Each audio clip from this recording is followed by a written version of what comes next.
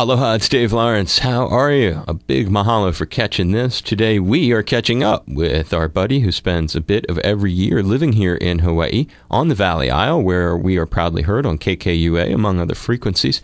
My guest is a valued part of the Maui Ohana of mainland and UK rockers who have adopted the Valley Isle as their home.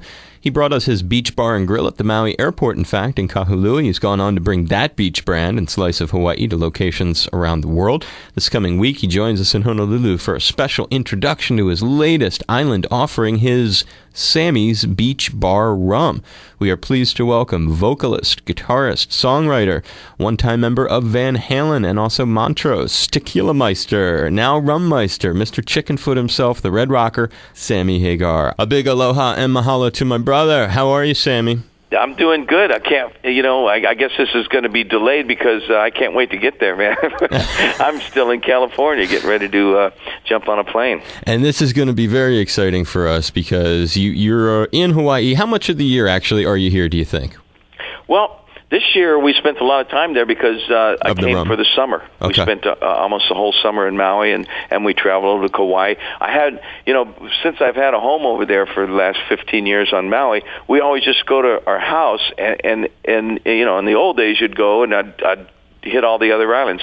So this summer we said we're going to go hub out of the house, but we're going to go over to all the other islands and really go island hopping this year, and it's been great. So I spent about 3 months this year in the islands. We always spend Thanksgiving, and a lot of times we come over for Christmas, and but the whole summer is great. We're very fortunate to have you as part of our greater Ohana, and in a lot of ways... I feel more like the fortunate one. Now, come on, Dave. I'm fortunate to live in those islands, man. They're awesome. I mean, I love Cabo, don't get me wrong. But the difference between Cabo and Hawaii is when I get off the plane in Hawaii, the air hits me. You get that smell and that feeling, and it's like deja vu. By the time I get to my house, walk through the door, put my swimsuit on, I feel like I never left, and it happens so quick, and it's the only place in the world that has that instant, because all the senses get bombarded. What you smell, right, what you see, the wind hitting your skin. It's just something about it that just really is familiar for me. Maybe I was born there or something. I don't know. Well, you have it you have the connection for sure, and totally. In so many ways, Sammy. First it was conquering tequila, now rum, and it's almost like in each of the places you mentioned, Cabo, in each of the places where you've made a spiritual connection as a retreat. First you made a product there with the rum and also the club, but now here in Hawaii you have the rum. You had the tequila there in Mexico, now you have the rum here. How did it come to be that you're doing this on the Valley Isle? Well, it's always an organic process for me. It's not like I have this big business plan, because I have no business plan. Right. Yeah, just like with the tequila, So I was spending a lot of time in Mexico when I figured on the tequila, and I just tasted some really good tequila, and I thought, wow, I've never had this in America. So I started going down that road. I think, gee, maybe I'll make my own tequila. Maybe I can do this, maybe I can do that.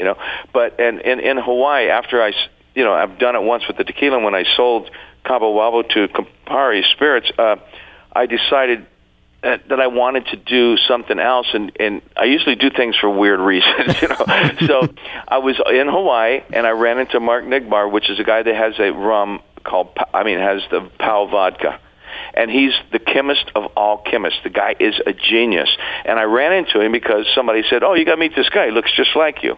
So, like I say, I have weird reasons why I do things. So I meet Mark. We hang out. I love the guy. He's my brother from a different mother, man. We have everything in common, our taste and everything else. And I said, hey, man, you ever make rum? He's going, I can make anything. I said, make me some rum. He made me some rum. And I'm telling you, Dave, it was so good that I said, oh, my God, I'm going to make rum now. It wasn't like I had this big plan in my head. It was just totally spontaneous, organic. And he started making this rum for me, and I don't know why it's so great. It's first of all, it's made from pure cane sugar from Hawaii, which, cane takes on the dirt. You know, if you grow it in a dirt that tastes a certain way, it'll taste like that dirt. Right. That's the thing about it. So you get those Jamaican rums that taste like Jamaican dirt, which isn't my favorite dirt, you know. So you get in Hawaii where it's pristine and the air is, you know, it's so isolated there, and it just, wow. And so you just juice up that cane, and you got a great beginnings to a great rum. So anyway, long story short, it's really great rum. And then having the Beach Bar and Grill over there where I've done so much for the communities, for the kids, I figured this is an extension of that where I can put my rum just in my store. So that was the idea. We'll just put it in my restaurant, and then, you know, I have some other ones too, but I thought, gee, that's just a great idea. And then the next thing you know, people taste it and go nuts. And so I guess we're just going to release it all over the islands right now, and get it all down perfect, and then we'll maybe go for the world. To the States. Right. I don't know. Like I said, it ain't a business plan. That's not the way Sammy does it, man. No. It's just kind of like, I'm so non-business that's why it works. Everyone say, well, then why does it work? I'm going, because it's so uncorporate. I can do whatever I want, whenever I want. I could spin on a dime to a corporate. They got to take it to the board. Let's have a meeting. By the time the meeting decides that they're going to do it, it's over. Right. No, it has a very organic quality, and I love the story of how this guy was doing vodka on Maui, and then you got him for his first experiment with rum. It's on your behalf, and now it's sort of like you have the Maui sugar cane as a key ingredient in this. Is it in the sugar? I'm assuming is all from Maui that you're using. Well, now it is, but I'm sure as we get bigger, we're going to have to get cane from all over the other islands, and which is a good thing too, because man, they're burning them cane fields down and putting up houses. Right. Right. Come on now, you can't drink a house. No, you can't. So the Maui, was it something where that Maui sugar really made an impact on you? I mean, were you able to see? I think between Mark's genius of how he makes it, he's got these little beaker chemistry, glass beakers that he makes in it. It's some unbelievable invention that he's got, and that's number one because it purifies it. It makes it just so clean and so beautiful. But it's like liquid creme brulee. Okay, that's what the Beach Bar rum tastes like. Everybody says, well, what's the difference? I'm going, I don't know. It's just like liquid creme brulee, you know, and then it'll get your buzz on too. Bonus. Has to. And does the whole production process take place there on Maui, Sammy? Yeah. Everything done. It's up in the Haile Miley area, right across from the Haile Miley General Store.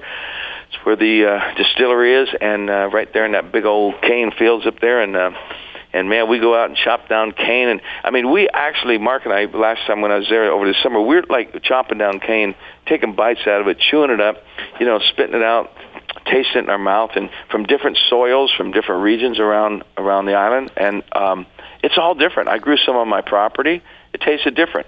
You know, I grew some pineapples on my property, some Maui Golds. I got like 4,500 plants, and I planted them on my property. So, because we want to have pineapple infused rum next, nice. So I'm going to grow the pineapples myself.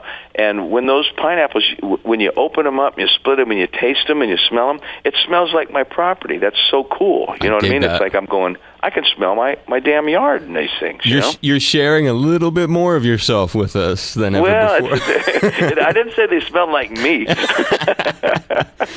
Well. But you know, they're just special things about the soil and on the islands, all of them. You know, they all have a special thing because of that love. It's so rich, and things grow, and they take on a smell and a taste from the earth. It's fantastic. It's a great way to continue exporting the good vibrations, so to speak, that you have, and I applaud you. I'm looking forward to hanging with you on Monday at the event and trying some myself. And thanks for being willing to take a few minutes for us in advance, Sammy. It's going to be great to see you again. Out of sight, Dave, and you know, can't wait to see the fans. So I want to come back. I want to bring Chickafoot over there and play before. You got to. You know, so sometime next year. Well, we haven't launched a full blown tour yet.